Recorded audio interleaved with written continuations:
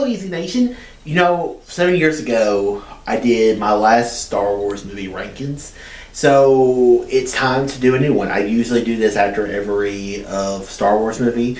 And so I'm going to rank all 13 Star Wars movies. There's been 13 films ranging from 1977 to 2026. So let's begin. At number 13, I'm going with the Clone Wars animated movie. It's not terrible, and really, you look at it, it was really made from episodes of the Clone Wars series. It did introduce to us Ahsoka Tano, which is a beloved character now, and then actually even the new Mandalorian Grogu movie kind of expands the little hutland that we saw. So maybe I'll enjoy it a little more when I watch it again, but it's not the best. The kiddie stuff is not the greatest. There's a lot of... I think it's better looking at it from a Star Wars, Clone Wars TV point of view. But really, this should not have ever been a really movie. It's always going to be the worst Star Wars movie just because it's really not that great. At number 12, I'm going with Rise of Skywalker. Rise of Skywalker's is just not a good Star Wars movie. It's just a lot of it was just like, well... Fans didn't like Last Jedi, so we're doing a bunch of course corrections. We're trying to make it up to the fans. So yeah, we're going to bring a Palpatine back. Rey is going to be a Palpatine. There was just a lot of stories that I didn't love in this movie. There's only like 2 moments in the film that I actually even enjoyed. I didn't like them redeeming Kylo Ren back to Ben Solo. I thought that stuff wasn't that interesting. So yeah, Rise of Skywalker for me, there's only like I said, there's only like 2 or 3 moments in the whole movie that I actually enjoy, and to make a movie that's worse than the one coming up live action wise is still very surprising. At number 11 is Attack of the Clones. Attack of the Clones has its moments, as do all the prequel movies, but I can't let go the really bad romance between Anakin and Padme. I don't like saying it's coarse, it's rough, and it gets everywhere. I mean, I love Attack of the Clones because I can make fun of it, but there are stretches in this movie that are not great. But there's also stuff that's really cool, like the battle in the space between Obi-Wan and Jango,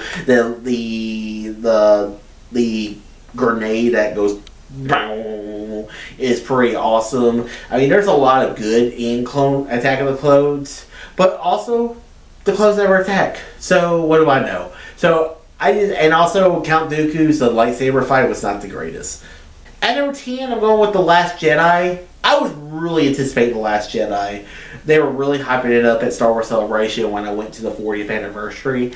And when I saw Last Jedi in theaters, was like, I don't know if I really liked that much. And then I saw it again, and I don't really like the movie as much as I thought I did. And I think there are some good elements to it. I just think I would prefer to see a Luke Skywalker that was a little more hopeful, who actually did things. That wasn't the Luke Skywalker that I walked out of Return of the Jedi with. So that's one of my big issues with Last Jedi. There are some great moments though. The Praetorian Guard scene and Luke when he actually is training Rey is cool. So like I said, there's a lot of good moments in this movie, but also some bad. Like Canto Bight is horrible. It just did not need to be in the movie. So Last Jedi for me was very disappointing. Like I said, Rise of Skywalker's worse, but this one's almost as bad.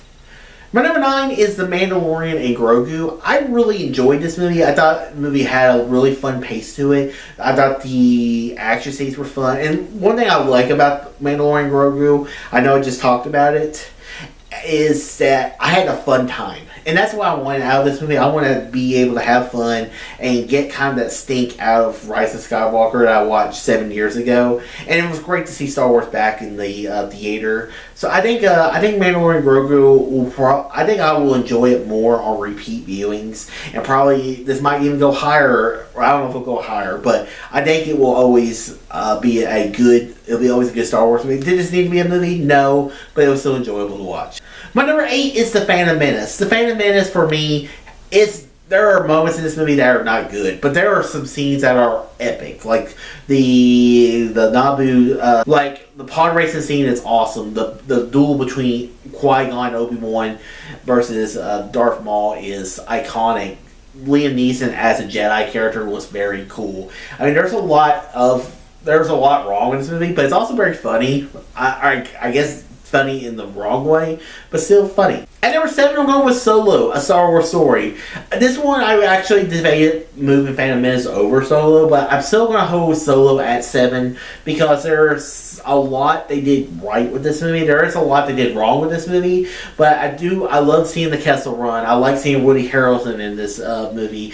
I like kind of the origin of seeing Han getting the Millennium Falcon. I do think this would have been cool trilogy if we would have gotten 2 more in the movie. This movie did not make him enough money. But I do think Solo is such a fun Star Wars film. And also that ending with Darth Maul showing up was very cool. At number 6 is Force Awakens. Force Awakens was that movie that brought Star Wars back after 10 years without any Star Wars movie content. And there are some great scenes like pretty much, I think the whole movie is enjoyable. I mean, the scenes are great. Seeing Han Solo back, seeing Leia back, the X-wing pilot fights the X-wing fights are great. The Kylo Ren was a menacing villain, and also Finn, one of the most original things of this trilogy, is a stormtrooper who no longer wanted to be a stormtrooper. Still think that's very cool. It's just there's a lot wrong with this movie, but there's a lot that they did right in this movie as well. At number 5, we're going with Revenge of the Sith. Revenge of the Sith is a fun Star Wars movie. It was the best of the prequels. There's a lot they did right. The first 15 minutes with them trying to rescue Palpatine is a great watch. The lightsaber duel between Count Dooku, Obi-Wan, and Anakin is great. General Grievous is a cool bad guy. Anakin falls to the dark side. I mean, how Palpatine lures him in, the Darth Plagueis of Life story parts was very cool to watch.